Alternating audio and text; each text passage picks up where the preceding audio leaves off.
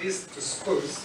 Aha ebiteiso Bakansara bahingwize konkasite kiraaka na Meeya bakarema kubiteeka omunkora harimo kutunga endagano y'akatare k'ekikoona okugura itaka ly'akatare ka Biharwe na Koranoria okwigura obuguuto burugita Makansing Road na Meja Victor Bwana hamwe no kwiha obuju bwayombekirwe omu paaka mu bihenda biragiro.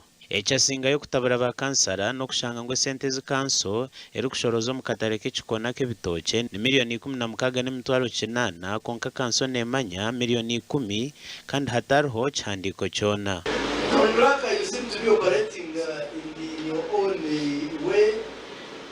Abokuba tuleba Meeya kunyisha documentation. All these documents, Meeya should be having them.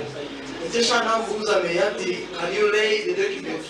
Yokwereka ngu tenda yarga $10,000 to $10,000 effective July. Meeya, to be sincere, do you have that document within your file? Continue. We discussed all these issues on the level of executive committee, but we had a meeting with those people.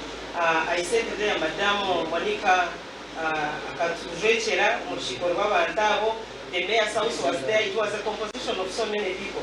Tukuza kuruga 10-16. Kandi abantu abo nina zisezo ziriho ahabwe okwagira $16,000 bakwikiriza bakutabona n'ebikora. Meeya inebara.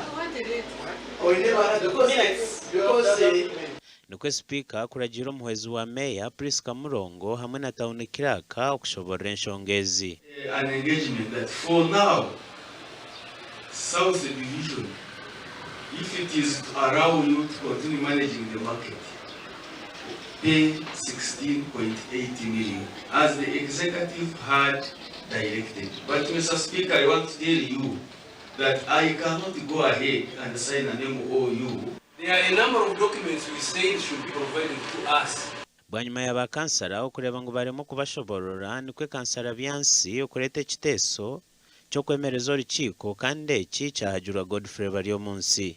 Twakuba n'okunda Mr. Speaker na House stoppinga babanza bari implementinga resolutions ezo abo kwa ground abantu bitu abanyambarara batiri maraka. Don't take us for granted.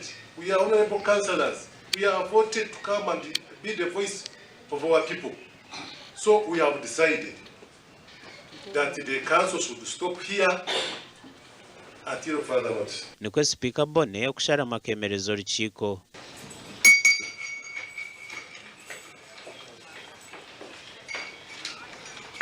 Bagamba hanshonga nkuru munonga ezo kugura amataka na muno amataka abo kwesiga ngo kanso yagagura nitutekamu oba abantu babona ko gukora omubutare bakugamba harwe bakugamba hachikona kandi no kubaha information ngo obutare binitekeresya okutwihaho eri arukomerwe na 82 aruheriseri twashobwiza umwaka ogu okurukozesa kandi no kureba okuba kugezaho okukozesa amateka okukora emirimo yabo omu mateka. Speaker Tashobya yaragira City Kiraaka hamwe na Meeya okureba ngo bato omunkora ebiteiso bya kanso bakore report barize kwanjurira kanso eri kukurataho.